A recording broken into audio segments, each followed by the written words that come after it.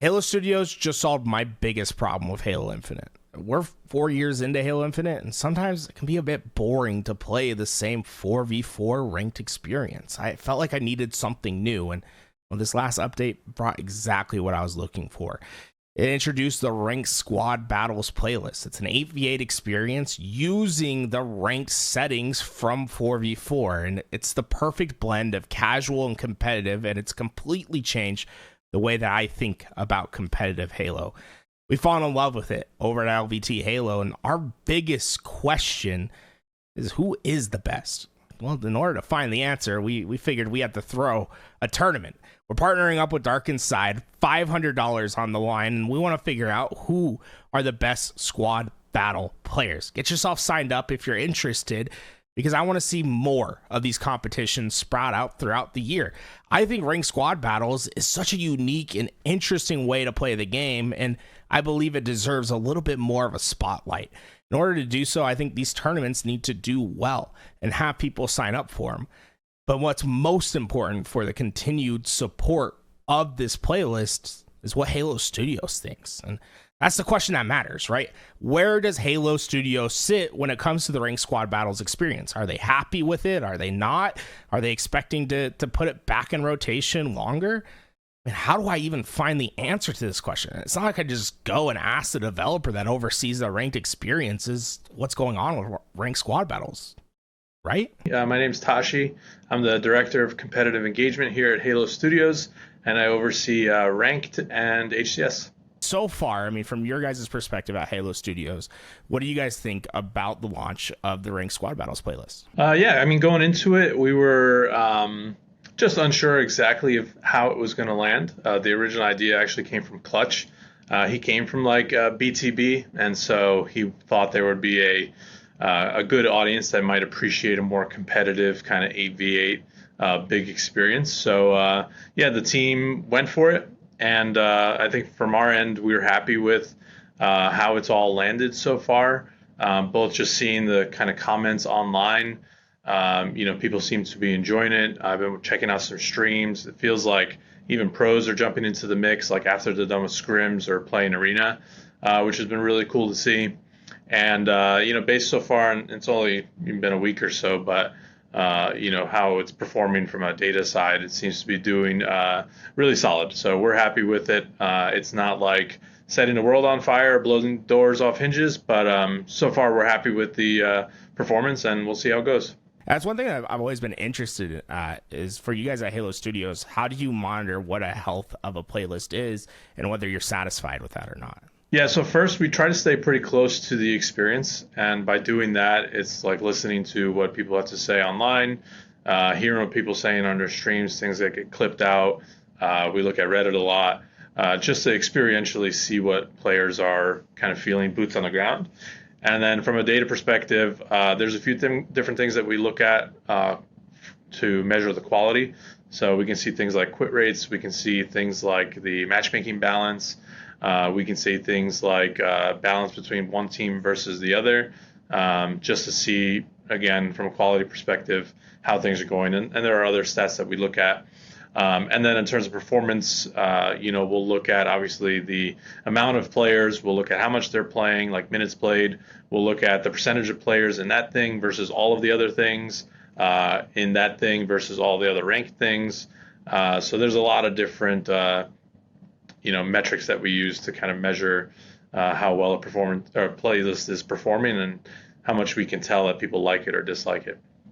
I mean, that's the ranked playlist in particular has evolved this last year, where we've added multiple, and now we also have rotational playlists. Where does Ranked Squad Battle sort of fit in that rotational playlist slot? And is it overperforming, underperforming, or performing as expected compared to other rotational playlists? Yeah, I'd say in terms of expectations, we were really unsure kind of going into it. It honestly could have gone either way.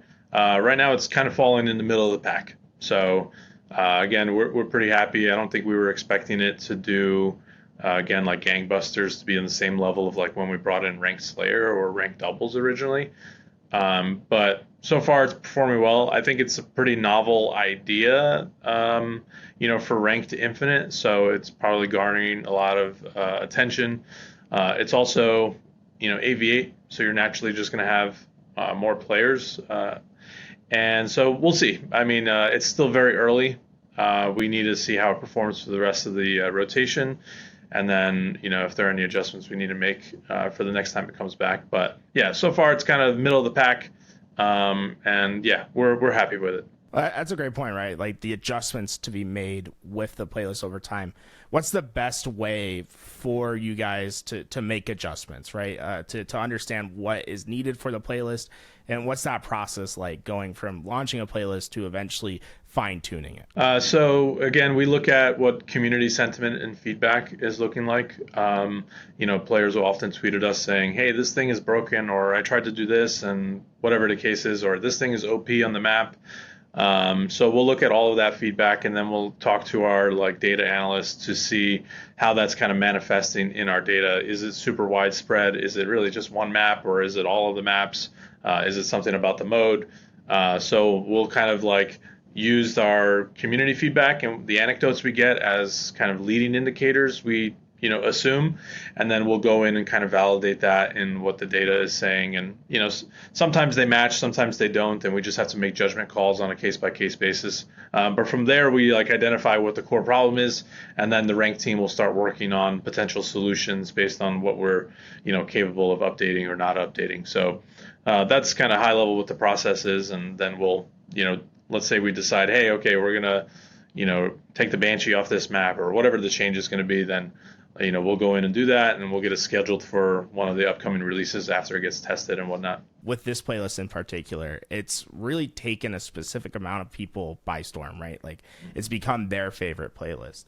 What would you say to those people that are hoping for that playlist to become a permanent inclusion? Like what steps can they take to sort of make that a reality for them? Yeah, I'd say right now, just to set expectations, we are not expecting this to be a permanent playlist. But things that would, I guess, change our mind is really just showing up in the game, bringing all your friends, increasing the population, playing more. That's what's really going to kind of change our heads and or turn our heads, change our minds, to wanting to make it permanent. So really, showing up in the game, that's the biggest way. And that's awesome. And like I said, I think a lot of people love it, and we seen that love over at LVT. So we decided, hey, we want to throw a tournament for the playlist because Naturally, yeah, I mean anything that's ranked, right? It's like let's see who is actually the best, right? yeah. So with that, I mean, like, one, what do you think about 8v8 as a tournament setting? And like, do you think there's a path forward for 8v8 to become like a side event at HCS events? Well, I love that you guys are doing this. I mean, the ranked team, we treat the idea that it's ranked very seriously. So we try to make these as balanced as it can be to, withstand the highest level of competition. So, we're excited to see you guys really put that to the test and just see all the like new strategies and things that come about and just like how it plays when people take it extremely seriously. So that'll be really fun to watch. Yeah, in terms of potential showing up as side events and things like that, we're totally open to the idea as long as we can like logistically manage it and run it, which I think should probably be doable.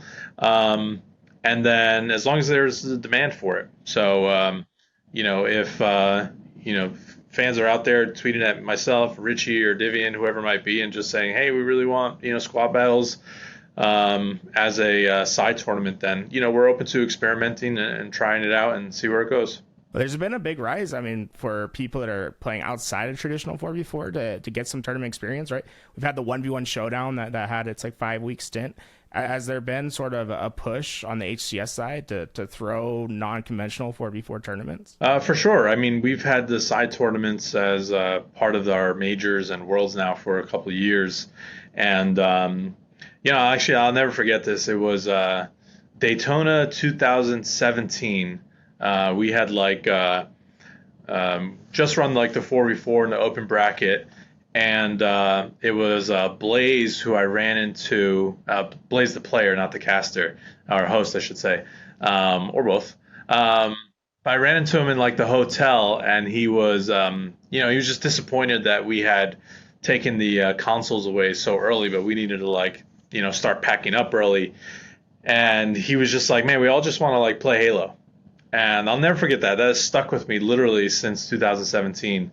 And now we obviously have the free play that goes throughout, but it's kind of evolved to have more kind of tournaments.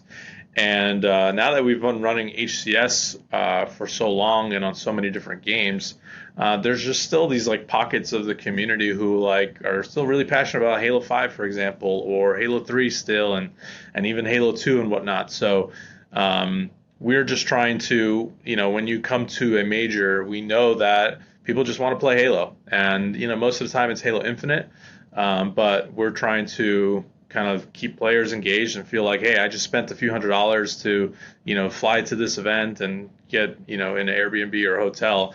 We want them to feel like they got their money's worth, and they're like, okay, I got to just play a ton of Halo with my friends and compete, and maybe I won some money, maybe I didn't, but I had like an unforgettable experience around Halo. I mean, I think you guys have done a fantastic job at that the last years, and I'm praying that there's AVA, because I'll make whatever I need to happen to go play some AVA. You rile up the community. Yeah, that's what I'm saying. That's the goal, right? We'll get them riled up. Yeah. I mean, is there anything like outside that we haven't talked about that you think is important to highlight about sort of like the ranked rotational playlist, or just the big team battle, squad battle sort of style of play becoming ranked? No, I don't think so. I think now that we feel like we've got the kind of core experience down really pat, and we got ranked Slayer and ranked doubles, like we have our really like solid foundation, and now the team is kind of like experimenting and trying new things, and we've got more things we're cooking that I can't talk about right now, but we're starting to kind of branch out more of the like traditional ranked experiences that you've seen.